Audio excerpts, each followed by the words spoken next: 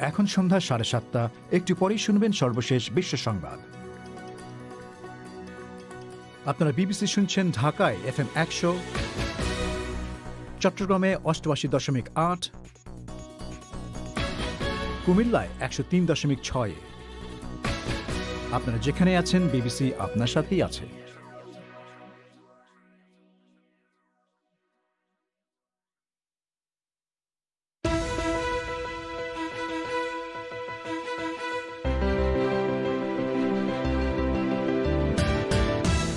রাশিয়ায় রাজধানী মস্কোতে করোনা ভাইরাসের টিকা দেওয়া শুরু। বাংলাদেশে কিছু ইসলামী চিন্তাবিদ ভাস্কর্য নিয়ে নেতিবাচক মনোভাব প্রকাশ করেছেন। কুষ্টিয়ায় শেখ মুজিবুর রহমানের একটি ভাস্কর্য ভাঙচুর। রোহিঙ্গাদের ভাষান্তরে পাঠানোর পর হিউম্যান রাইটস ওয়াচের সমালোচনা। জবাবে বাংলাদেশের একজন কর্মকর্তা, বিবৃতি না দিয়ে তারা কিভাবে আছে এখানে তাদের জিজ্ঞেস করুক, তারা কি স্বেচ্ছায় গিয়েছে কিনা, তারা কি খাওয়া পাচ্ছে কিনা, যে আশ্রয় দিচ্ছে তারা বলেন যে আপনার আশ্রয় নেওয়াটা ঠিক হয় নাই, আর যে তারাই দিচ্ছে তাদেরকে কোনো কার্যকরী কিছু নিতে পারেন নাই। এ বিষয়ে আপনার কি মত? এ নিয়ে শুনবেন ফোন ইন। এসব নিয়েই শুরু হচ্ছে বিবিসি বাংলার সন্ধ্যের অনুষ্ঠান প্রবাহ।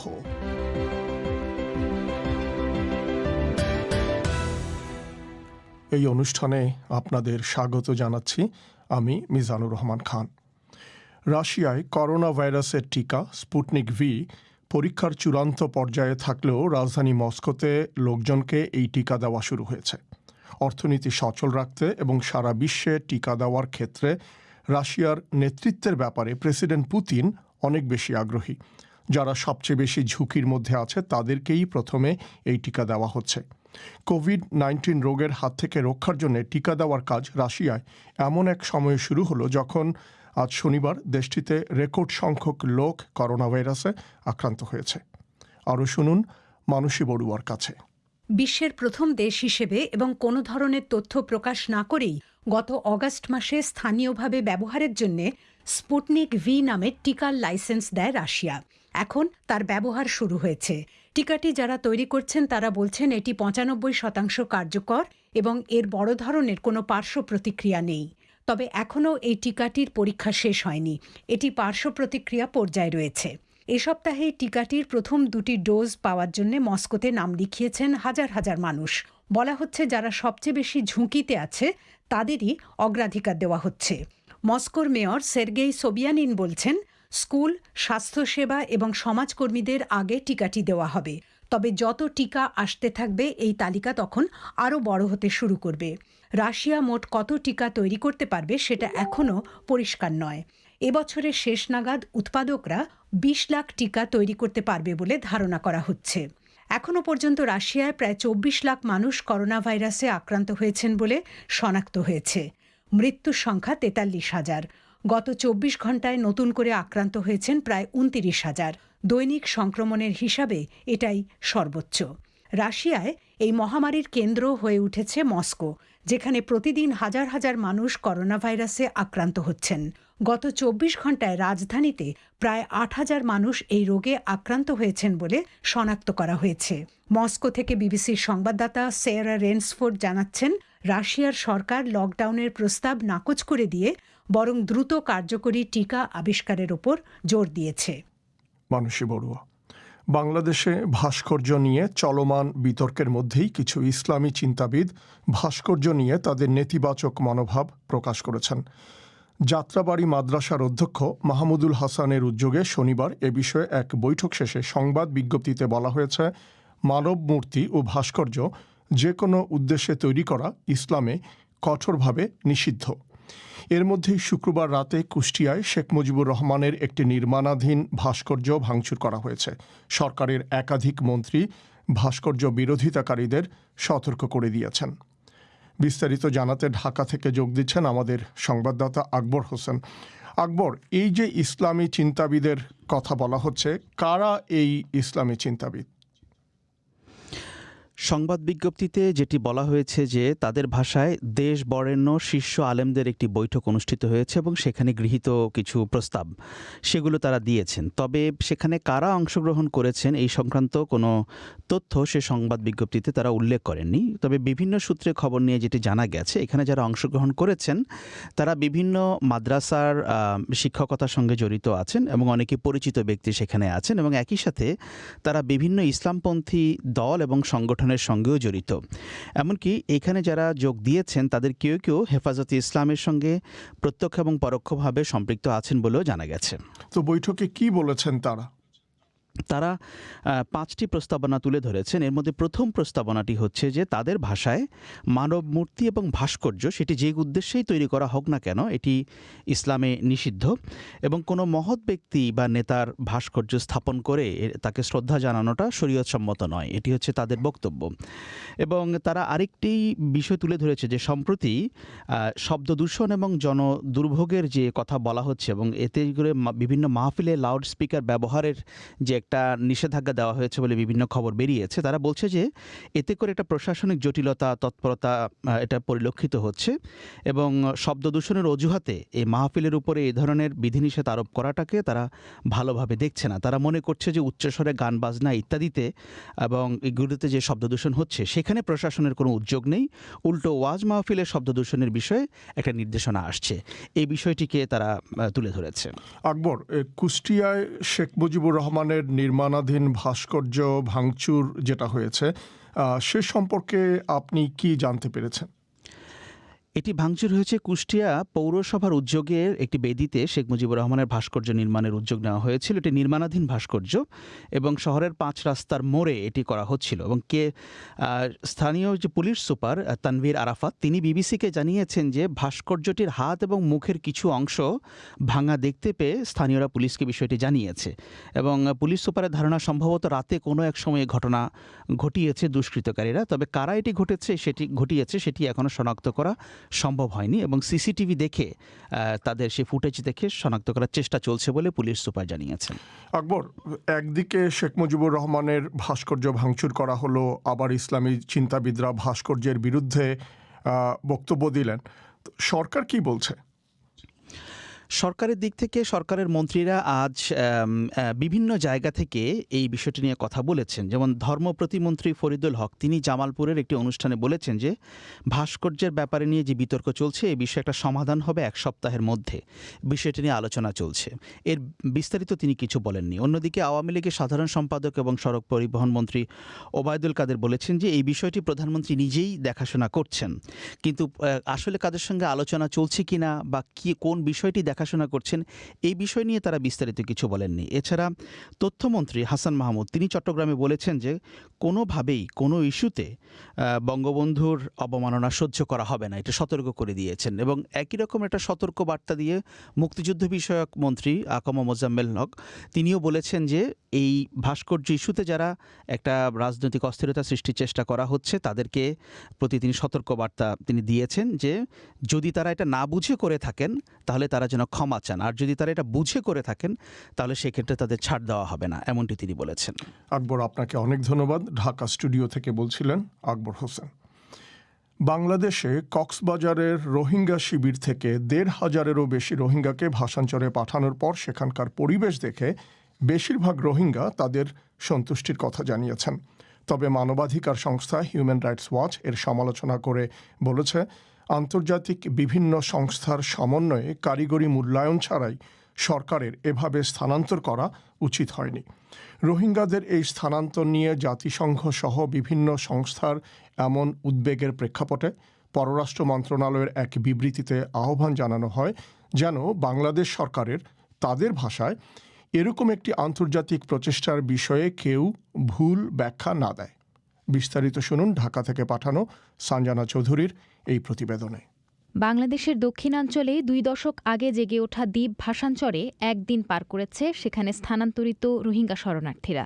কক্সবাজারের রোহিঙ্গা শিবিরের ওপর চাপ কমাতে শুক্রবার নৌবাহিনীর তত্ত্বাবধানে ১৬৪২ জন রোহিঙ্গাকে 7টি জাহাজে করে ভাসানচরে নিয়ে যাওয়া হয়।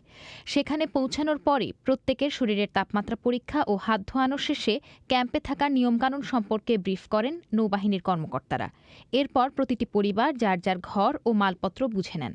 জানা গেছে 22টি আন্তর্জাতিক সংস্থা তাদের মানবিক সহায়তা দিতে ভাসানচরেই অবস্থান করছে। প্রথম কয়েকদিন নৌবাহিনীর তত্ত্বাবধানে রোহিঙ্গাদের রান্না করা খাবার সরবরাহ করা হবে। এদিকে ভাসানচরে থাকার জন্য মানসম্মত নতুন পাকা ঘর এবং বসবাসের মতো স্বাস্থ্যসম্মত এলাকা পেয়ে সন্তোষ প্রকাশ করেছেন রোহিঙ্গারা। মানে জায়গা দেখি, বাসা দেখি, মানে মনোগ্রাম সবগুলা দেখি, জায়গা টাকা ভালো লাগছে। ওখানে পাহাড় বাঁচতেছে, কালা তো ভালো না, নগর পান্না হইতে ভালো না, নাহলে তো সবাই সমান বাসার জন্য ভালো লাগছে। এখানে নিরাপত্তা আছে, টয়লেট আছে, বাথরুম আছে, থাকবার আবাদ আছে, পানি টানি সব কিছু, আমাদের কষ্ট করতে হবে না। রোহিঙ্গাদের ভাসানচরে স্থানান্তর করতে 2017 সাল থেকেই ভাসানচরে এই আশ্রয়ন প্রকল্প হাতে নেয় বাংলাদেশ সরকার। তখন থেকেই জাতিসংঘ, ইউরোপীয় union, human rights watch, amnesty international এবং আন্তর্জাতিক অর্থায়নে পরিচালিত উন্নয়ন সংস্থাগুলো এর বিরোধিতা করে আসছে। সবশেষ জাতিসংঘ মহাসচিবের মুখপাত্র স্টিভেন দুজারিচ এই স্থানান্তরকে অনুচিত বলে মন্তব্য করেন। ভাসানচরে স্থানান্তরের আগে সব আন্তর্জাতিক সংস্থার সমন্বয়ে একটি স্বাধীন কারিগরি ও সুরক্ষাগত মূল্যায়নের আহ্বান জানিয়ে আসছিল জাতিসংঘ। সেটা ছাড়াই রোহিঙ্গাদের স্থানান্তর করা নিয়ে অসন্তোষ জানিয়েছেন হিউম্যান রাইটস ওয়াচের দক্ষিণ এশিয়া বিভাগের পরিচালক মীনাক্ষী গাঙ্গুলি। যখন বাংলাদেশ গভর্নমেন্ট বলেছিলেন যে তারা আগে ইন্ডিপেন্ডেন্ট টেকনিক্যাল অ্যাসেসমেন্ট করাবে ইউএনএস থ্রুতে, তো সেটা না করিয়ে কেন তারা এত তাড়াহুড়ো করে ওদেরকে শিফট করলেন? এটা একটা চর, সেই চরের মধ্যে মানুষকে রাখা সবসময় রিস্কি ব্যাপার হয়, কারণ আমরা তো জানি যে বে অফ বেঙ্গলে কিরকম ভাবে সাইক্লোন আসে।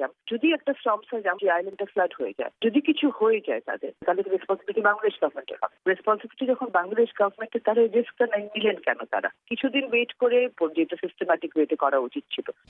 ভাসানচর নিয়ে শুরু থেকেই জাতিসংঘ সহ আন্তর্জাতিক সম্প্রদায়ের বিরোধিতা থাকায় সরেজমিনে পরিস্থিতি দেখতে রোহিঙ্গাদের একটি প্রতিনিধি দলকে গত সেপ্টেম্বরে সেখানে পাঠানো হয়। এর উদ্দেশ্য ছিল ভাসানচর ঘুরে এসে তারা যেন কক্সবাজারে থাকা রোহিঙ্গাদের সেখানকার পরিবেশ পরিস্থিতি জানায় এবং স্থানান্তরের ব্যাপারে উদ্বুদ্ধ করে। এখন স্থানান্তর প্রক্রিয়া শুরুর পর থেকেই আন্তর্জাতিক সংস্থাগুলো নানা প্রশ্ন তুলছে। এর প্রেক্ষাপটে বাংলাদেশ পররাষ্ট্র মন্ত্রণালয় এক বিবৃতিতে জানায়, এই আন্তর্জাতিক সংস্থাগুলো যেন কোনো ভুল ব্যাখ্যা না দেন। ভাসানচরে স্থানান্তরের বিষয়টিকে রোহিঙ্গাদের জীবনমান উন্নয়নের লক্ষ্যে বাংলাদেশ সরকারের একটি আন্তরিক প্রচেষ্টা বলে ওই বিবৃতিতে উল্লেখ করা হয়। এক্ষেত্রে আন্তর্জাতিক সংস্থাগুলোকে ভাসানচর প্রকল্প সরেজমিনে পর্যবেক্ষণে আসার আহ্বান জানিয়েছেন অতিরিক্ত শরণার্থী ত্রাণ ও প্রত্যাবাসন কমিশনার মোহাম্মদ শামসুদ্দৌজা। বিবৃতি না দিয়ে তারা কিভাবে আছে এখানে তাদের জিজ্ঞেস করুক, তারা কি স্বেচ্ছায় গিয়েছে কিনা, তারা কি খাওয়া পাচ্ছে কিনা, তাদের সাথে কথা বলুক, সেই ফ্যাসিলিটিস তো ওরা দেখে আসুক এখানে। এখন যে আশ্রয় দিচ্ছে তারা বলেন যে আপনার আশ্রয় নেওয়াটা ঠিক হয় নাই, আর যে তারাই দিচ্ছে তাদেরকে কোনো কার্যকরী কিছু নিতে পারেন নাই। আমরা তো পাল্টা প্রশ্ন করবো, হোয়াট ইজ ইউর রোল? এই যে হিউম্যান রাইটস ওয়াচ বা অন্যরা প্রত্যাবাসনের তাদের ভূমিকা, তারা যথাযথ ব্যবস্থা নেই। জাতিসংঘ বা অন্য সংস্থায় বলুক যে তুমি তোমার নাগরিকদের প্লেস অফ অরিজিনে নিয়ে যাও, তাদেরকে চাপ দিক। তবে রোহিঙ্গাদের যেখানেই রাখা হোক না কেন তারা যেন নিজ দেশ মিয়ানমারে দ্রুত ফিরে যেতে পারে সে বিষয়ে কূটনৈতিক তৎপরতা চালিয়ে যাওয়ার কথা জানিয়ে আসছে সরকার। বলা হচ্ছে, রোহিঙ্গাদের পুনর্বাসনের চেয়ে প্রত্যাবাসনের উপরেই তারা সর্বোচ্চ গুরুত্ব দিচ্ছেন। সঞ্জনা চৌধুরী। এ নিয়েই হবে আজকের ফোন ইন। আরও কিছুক্ষণ পর আপনারা শুনছেন বিবিসি বাংলার প্রবাহ। এবারে মানসী বড়ুয়ার কাছে বিশ্বের আরও কিছু খবর। আর্জেন্টিনার কংগ্রেস সেদেশে করোনা ভাইরাসের কারণে ত্রাণ সহায়তার অর্থ সংস্থান করতে দেশটির ধনী ব্যক্তিদের ওপর এক নতুন কর আরোপ অনুমোদন করেছে। প্রেসিডেন্ট আলবার্তো ফার্নান্দেজের সরকার আশা করছে প্রায় 12,000 করদাতার ওপর এই এককালীন লেভি আরোপ করে $300 কোটি বেশি অর্থ সংগ্রহ করা যাবে। তবে বিরোধী দলগুলো এই করের সমালোচনা করে বলেছে এতে বিদেশি বিনিয়োগ ব্যাহত হবে। ইরানের সুপ্রিম কোর্ট বলছে গত বছর সরকার বিরোধী বিক্ষোভে অংশগ্রহণের দায়ে মৃত্যুদণ্ডে দণ্ডিত 3 ব্যক্তির পুনর্বিচারের আবেদন তারা গ্রহণ করেছে। সুপ্রিম কোর্টের প্রেসিডেন্ট বলেন, আমির হোসেন মোরাদি, সাইদ তামজিদি এবং মোহাম্মদ রাজাবির বিরুদ্ধে করা মামলাগুলো এখন আদালতের অন্য একটি শাখা নতুন করে পরীক্ষা করে দেখবে। তেহরানের বিপ্লবী আদালতের দেওয়া মৃত্যুদণ্ডের রায় সারা পৃথিবীতে ব্যাপকভাবে সমালোচিত হবার পর তা স্থগিত করা হয়েছিল। প্রেসিডেন্ট ট্রাম্পের আদেশে সোমালিয়া থেকে প্রায় সব আমেরিকান সৈন্য জানুয়ারি মাসের মাঝামাঝি নাগাদ দেশে ফিরে যাবে। পেন্টাগনের এই ঘোষণার সমালোচনা করেছেন সোমালিয়ার বিশিষ্ট নাগরিকরা। একজন সোমালি সেনেটর আইয়ুব ইসমাইল ইউসুফ বলেছেন, এটা খুবই দুঃখজনক, কারণ সোমালিয়ার সৈন্যদের প্রশিক্ষণের ক্ষেত্রে এই 700 জন মার্কিন সৈন্যের এক বিরাট প্রভাব পড়েছিল। গুগল কোম্পানির 1000-এরও বেশি কর্মচারী এক আবেদনে স্বাক্ষর করেছেন, যাতে কৃত্রিম বুদ্ধিমত্তার নৈতিকতা নিয়ে গবেষণারত একজন কৃষ্ণাঙ্গ কর্মীকে কেন ম্যানেজাররা বরখাস্ত করেছেন তার কারণ জানতে চাওয়া হয়েছে। টিমনিট গেব্রু নামের ওই কর্মচারী বলছেন, ম্যানেজাররা তার কাজকে অন্যদের চেয়ে বেশি কঠোরভাবে সমালোচনা করতেন এবং প্রান্তিক কর্মীদের কণ্ঠরোধে দুঃখ প্রকাশ করে সহকর্মীদের কাছে এক ইমেল পাঠানোর পর তাকে চাকরিচ্যুত করা হয়। ইরানের একটি দোকানে কয়েকজন নারীকে জীবন্ত মডেল বা ম্যানিকিন হিসেবে নিয়োগ করার জন্য দোকানের মালিক এবং ওই নারীদের বিরুদ্ধে গ্রেফতারি পরোয়ানা জারি করা হয়েছে। মডেলদের কিছু ছবি ইনস্টাগ্রামে পোস্ট করার পর কেরমেনশাহ শহরের সরকারি কৌঁসুলি তাদের বিরুদ্ধে এই পরোয়ানা জারি করেন। নারী মডেলদের ছবিতে দেখা যাচ্ছে যে তারা হিজাব পরেননি। জাপানের মহাকাশ সংস্থা বলছে, তাদের একটি ক্যাপসিউল মহাকাশের একটি গ্রহাণু থেকে এই প্রথমবারের মতো বড় আকারের কিছু শিলাখণ্ডের নমুনা সংগ্রহ করে পৃথিবীতে ফিরে আসছে। বলা হচ্ছে, হায়াবুসা 2 নামের এই যানটি দক্ষিণ অস্ট্রেলিয়ায় অবতরণ করবে, যেখানে বিজ্ঞানীরা পরীক্ষা করে দেখবেন সংগৃহীত নমুনা থেকে কোনো ধরনের গ্যাস নির্গত হয়েছে কিনা। মানসী বড়ুয়া, এবারে ফোন ইন এর জন্য আপনাদের ঢাকা স্টুডিওতে নিয়ে যাচ্ছি। সেখান থেকে সেটি পরিচালনা করবেন সহকর্মী আকবর হোসেন। আকবর। মিজান, ধন্যবাদ আপনাকে। ফোন ইনের আজকের বিষয় হচ্ছে রোহিঙ্গাদের ভাষাঞ্চলে স্থানান্তরের ব্যাপারে আপনার মত কি। শুরুতেই এই বিষয়টি নিয়ে কথা বলবেন রোদেলা জান্নাত রংপুর থেকে। হ্যালো, জি বলুন। সেটা হলো যে আমরা সবাই জানি এবং রোহিঙ্গা সম্বন্ধে কিছুক্ষণ আগে আমরা প্রতিবেদন শুনলাম বিবিসিতে, তো সেখান থেকে বোঝাই যাচ্ছে যে এটা একটা অযৌক্তিক পদক্ষেপ। মানে এটা অযৌক্তিক পদক্ষেপ হওয়ার কিছু অনেকগুলো কারণ আছে, তার ভিতরে কিছু কারণ আমি তুলে ধরি। যেখানে রোহিঙ্গাদের আমাদের প্রধান উদ্দেশ্য কি ছিল, কূটনৈতিক তৎপরতা প্রচার করে আর তাদেরকে তাদের দেশে প্রেরণ করা। সেটা তো হচ্ছে না, সেখানে আমাদের উল্টা হচ্ছে। সেখানে এর আগে আমরা দেখেছি যে রোহিঙ্গাদের ওখানে মাদকাসক্ত থেকে অনেক ধরনের সমস্যা হচ্ছে রোহিঙ্গাদের নিয়ে, যেখানে আমাদের জনসংখ্যা এখানে জায়গা পাচ্ছে না, আবাসস্থল নেই। সরকারের যেখানে দায়বদ্ধ বাংলাদেশের জনসংখ্যাকে নিয়ে, সেখানে তাদের তো আমাদের সরকারের তো কোনো দায়বদ্ধ নেই যে রোহিঙ্গাদের এই ধরনের একটা আবাসস্থল দিতে হবে। সবচেয়ে বড় কথা হলো যে আন্তর্জাতিক যেটা রোদেলা জান্নাত, আপনার টেলিফোন লাইনের মান খুব একটা ভালো নয়, শ্রোতাদের শুনতে অসুবিধা হচ্ছে, সেজন্য আমি দুঃখ প্রকাশ করছি। আমি যাচ্ছি পরের শ্রোতার কাছে। তাসপিয়া ইসলাম কক্সবাজার থেকে, উখিয়া থেকে কথা বলবেন।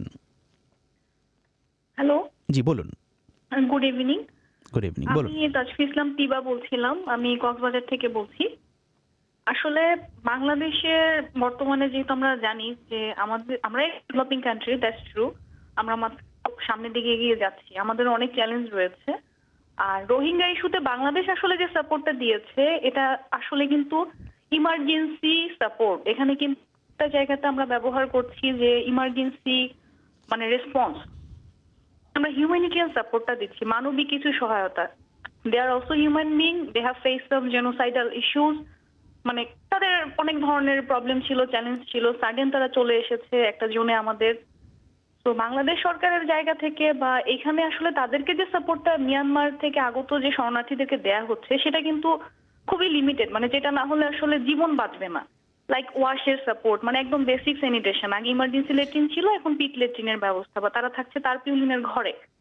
তারপরে হচ্ছে ফুড সাপোর্ট, মেডিকেল সাপোর্ট, এখানে অনেক নিউট্রিশনের বিষয় আছে, তাই না? এখন যেটা বিষয় যে ভাইয়া যে সাপোর্টটা দিচ্ছে এটা ইমার্জেন্সি সাপোর্ট, সেটা তো নেওয়া হয়েছে। হ্যাঁ, ভাষাঞ্চল প্রসঙ্গে আপনি কি মনে করেন? হ্যাঁ, ভাষাঞ্চলে যে নেওয়া হচ্ছে, এটা আসলে ইমার্জেন্সি সাপোর্টের যে সার্ভিসটা বাংলাদেশ সরকারের বা বাংলাদেশে যারা এনজিও গুলো কাজ করছে তাদের একটা প্রেশার রয়েছে, কারণ এখানে তো প্রচুর জনবসতি, মানে একটা লিমিটেড জায়গার মধ্যে প্রচুর মানুষ এখানে। তো সার্ভিস প্রোভাইডার জায়গাতে যেটা হচ্ছে ভাষান্তরে কিছু নিয়ে গেল, চাপটা একটু কমলো। কিন্তু এটা কিন্তু আসলে আমার মতে, পার্সোনালি আমি ভুলও হতে পারি ভাইয়া, আমার কাছে মনে হচ্ছে ভাষান্তরে তাদেরকে নেওয়াটা এটা আসলে মানে টেম্পোরারি একটা সলিউশন হতে পারে, but this is not the permanent solution. Permanent solution সেটাই তখন তাদেরকে তাদের নিজের দেশে পাঠিয়ে দেওয়া হবে। এখানে কিন্তু দুইটা বিষয় বাংলাদেশের জায়গায়। বাংলাদেশ সরকার তো এটিকে স্থায়ী সমাধান বলছেও না, তারা বলছে যে যেহেতু প্রত্যাবাসন প্রক্রিয়াটা বিলম্ব হচ্ছে সেই জন্য কিছু মানুষকে অন্য জায়গায় সরিয়ে নেওয়া। জি জি জি, এইটাই তো বললাম যে আমরা যে সাপোর্টটা দিচ্ছি, ধরেন যে বললাম যে আমরা বেসিক কিছু সাপোর্ট দিচ্ছি, অনেক বেশি গ্যাদারিং, চাপটা অনেক বেশি, তো কিছুটা ইজ করা। মানে আপনি কি মনে করেন যে এই সিদ্ধান্তটা যুক্তিযুক্ত ভাষান্তরে নিয়ে যাওয়াটা? যে বললাম যে এই জায়গাটা যুক্তিযুক্ত আমার জায়গা থেকে। এখানে দুইটা বিষয়, একটা হচ্ছে সার্ভিসের জায়গা থেকে যে ঠিক আছে গ্যাদারিংটা কম কিছু, কিন্তু আমার যেটা বলছি আপনাদেরকে যে ইউএনএইচসিআর এর ডাটা অনুযায়ী অ্যাকর্ডিং টু মানে সেখানে হচ্ছে আমাদের এখানে রোহিঙ্গা চলে এসেছে প্রায় 8,60,000 বা নিয়ে 10 লাখ আপনি বলতে পারেন, এর থেকে বেশিও হতে পারে যেহেতু তাদের বার্থ রেট অনেক বেশি। তো আসলে ভাষান্তরের ক্যাপাসিটি তো মাত্র 1 লক্ষ। আমার এখানে ক্রাইসিস রয়ে গিয়েছে প্রায় 9 লক্ষ মানুষের, তাহলে তারা তো এখন এখানেই রয়ে গিয়েছে, তাই না? এবং তাদের আসলে লাইফের এটা কিন্তু কোনো সাস্টেনেবল সলিউশন না ভাষান্তর, কারণ they are still living in a very vulnerable মানে কন্ডিশন। তো ওই জায়গাটাতে যদি কাজ করতে হয় সেক্ষেত্রে আমাদের ইন্টারন্যাশনাল কমিউনিটি, কারণ বাংলাদেশের অনেকগুলো চ্যালেঞ্জ আছে, আবার এটাও সত্যি যে it's connected with our national security also. But এটাও সত্যি আমাদের একটা ইমোশন আছে, আমরা 71 ফেস করেছি, আমাদের অনেক ক্রাইসিস ছিল, তো ওই জায়গা থেকে আমাদের হিউম্যানিটেরিয়ান সাপোর্ট দিচ্ছি, কিন্তু ভাষান্তর কোনো সমাধান হতে পারে না। এটা আমার একদম ব্যক্তিগত মতামত। ধন্যবাদ আপনাকে। এবারে সাদ রাফি কথা বলবেন রংপুর থেকে। জি ধন্যবাদ, আসসালামু আলাইকুম। অ্যাকচুয়ালি প্রথমেই শুরু করি, আমি এটা সমর্থন করি কি করি না। Actually it's too early to say anything, কারণ প্রথমে যে বিষয়টা সেটা হচ্ছে এখনো পর্যন্ত কেবল প্রথম একটা ট্রিপ বা প্রথম একটা ভয়েজ কেবল গেল মানে ভাষান্তরের দিকে। সুতরাং তাদের রিভিউয়ের উপর ভিত্তি করে আমরা অ্যাকচুয়ালি ডিসিশন আসতে পারবো যে সেখানে কি টাইপের বলা যায় যে সুযোগ সুবিধা পাচ্ছে রোহিঙ্গা, তারা কি সেখানে আসলেই থাকতে ইচ্ছুক নাকি, যেহেতু তারাও মানুষ, তাদের বিভিন্ন চাহিদাগুলো আমাদেরকে অ্যাকাউন্টে নিতে হবে। সুতরাং এখনই কিছু বলা যাবে না। তবে এই ডিসিশনে যদি পক্ষে বা বিপক্ষে মত দিতে বলে দেন আমি বলবো যে ডিসিশনটার আমি পক্ষে, কারণ রোহিঙ্গা ইস্যুটা সলভ করতে বাংলাদেশ সরকার, বাংলাদেশের জনগণ হ্যাজ ডান ইনাফ, অর্থাৎ যথেষ্ট কিছু করেছে। আমরা ইন্টারন্যাশনাল কমিউনিটি থেকে হেল্প সিক করেছি, আমরা বলা যায় যে জাতিসংঘ থেকে বিভিন্ন স্টেপ নেওয়ার জন্য আহ্বান করেছি, বাট কোনো সলিউশন বা পার্মানেন্ট সলিউশন আসেনি।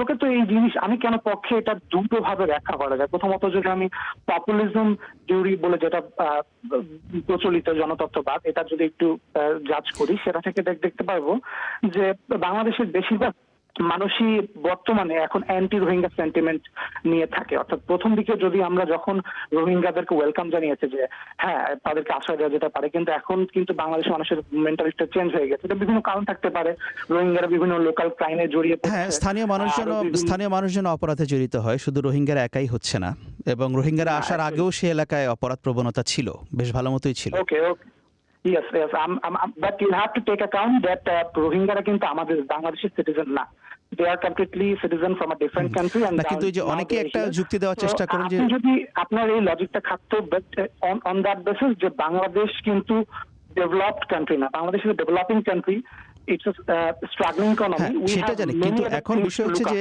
যেটা নিয়ে একটু আগে উনি বলছেন যে আপনার আগের কলার যারা ছিলেন তারাও বলছিলেন যে এই ভাষান্তরে নিয়ে যাওয়াটাকে, এটা কি একটা সমাধান আপনার কাছে মনে হচ্ছে? যে অ্যাকচুয়ালি সমাধান বলতে কি, এটা সমাধানের প্রথম একটা স্টেপ। আমি বলবো না যে এটা একটা পার্মানেন্ট সলিউশন, বাট এটা একটা প্রথম একটা স্টেপ, অর্থাৎ কোন একটা স্টেপ তো আমাদেরকে নিতে হবে।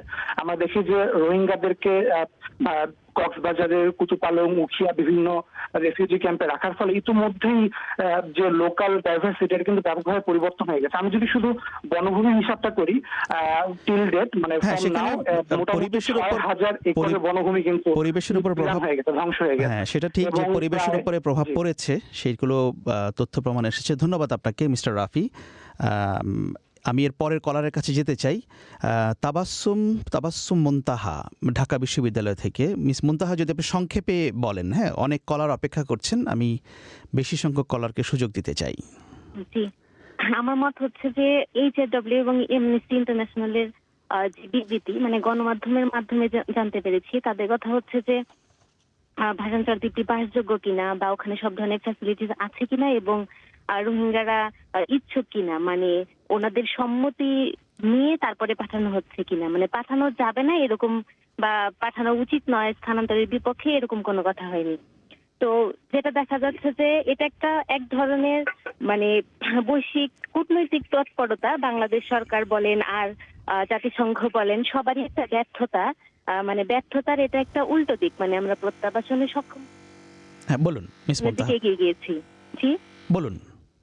যে আমরা প্রত্যাবাসন করতে পারছি না বলে এটা একটা অপশন যে আমরা পুনর্বাসনের দিকে এগিয়ে গেছি। আচ্ছা মানে বাংলাদেশ সরকারের তো অনেক কোটি টাকা খরচ হয়ে গেল, মানে বাংলাদেশ নেভিকে দেওয়াতে এটা হয়তো আরো দ্রুত সম্ভব হয়েছে, কিন্তু ওখানে ভিজিট করে মানে রোহিঙ্গা মাঝিরা নেতারা অথবা অন্য কোনো অন্য বাংলাদেশ সরকার থেকে অথবা অন্য কোনো অর্গানাইজেশন থেকে যারা মানবাধিকার নিয়ে কাজ করে তারা পর্যবেক্ষণ করে করার পরে এবং যারা ওখানে আছে কিছু সবার মতামত এক হবে না, অনেকে হচ্ছে এর পক্ষপাতী, মানে ওখানে সুবিধাগুলো দেখে বা ঘরগুলো দেখে আশ্রয়ণ প্রকল্প মতো যা হয়েছে আর কি, তাতে অনেকেই সন্তুষ্ট, আবার অনেকে দেখা যাচ্ছে যে যেতে ইচ্ছুক না, মানে যেতে না ইচ্ছুক হওয়ার কারণ এরকম একটা কথা ছিল যে যদি কক্সবাজার থাকে তাহলে হয়তো এখান থেকে কোনোভাবে মিয়ানমারে শিফট হতে পারবে, কিন্তু সেটা আসলে এখন আর সম্ভব হচ্ছে না। সেটা যদি ভাষান্তরেও থাকে তারপরে কূটনৈতিক তৎপরতার মাধ্যমে যখন আমরা প্রত্যাবাসনে সম্ভব হব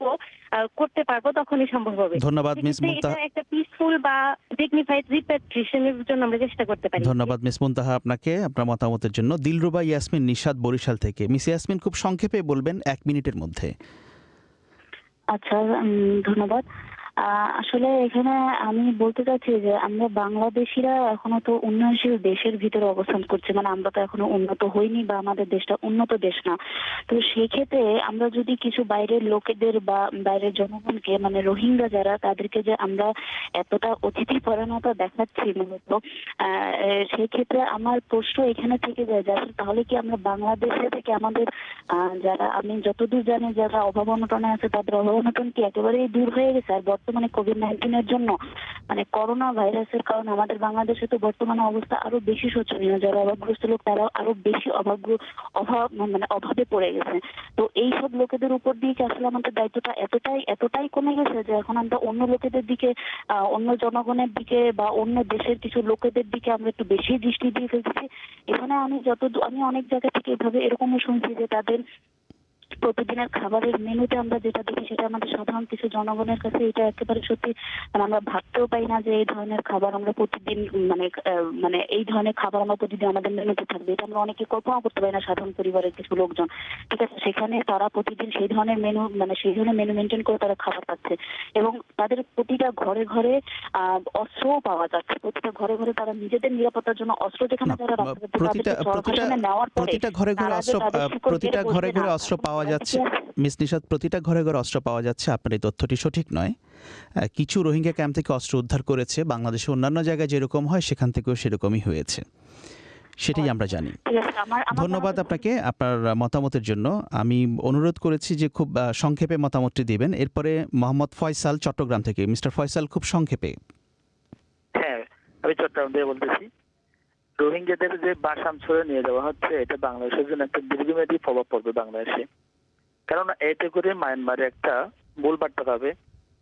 এমনি মায়ানমার তো আমাদের যে রোহিঙ্গাদেরকে ফিরে নেওয়ার ব্যাপারে গড়ামসি করতেছে, সেই জায়গায় যদি এখানে তাদেরকে যে আরামাইশে রাখতেছি আমরা একটা জায়গায় যে তাদেরকে রাখতেছি, এটা তো অবশ্যই তাদের কাছে একটা ভুল বার্তা যাবেই।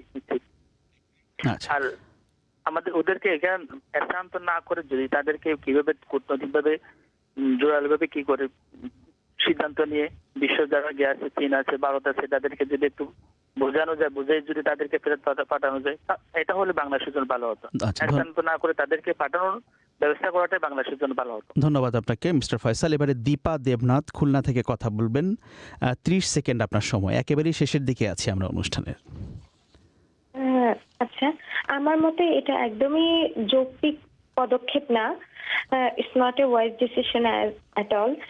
প্রথমত আমরা যদি এখানে তাদের পুনর্বাসনের ব্যবস্থা করি, মায়ানমার সরকার তাদের ফিরিয়ে নেওয়ার জন্য উদ্যোগী হবে না। আর যেহেতু তারা একটা চরে আছে, এটা খুবই একটা বিপজ্জনক স্থান।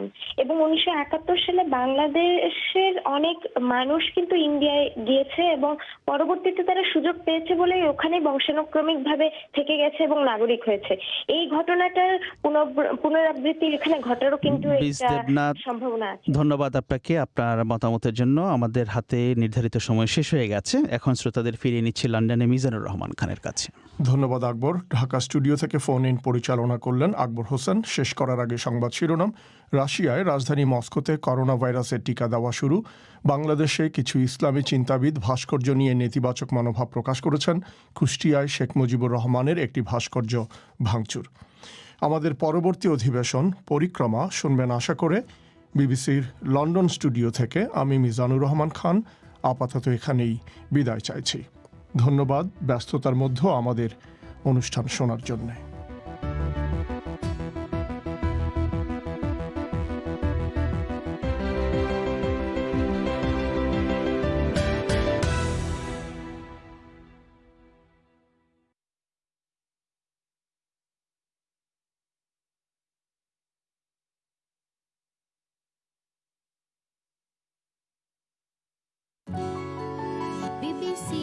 This is the BBC. There are no programmes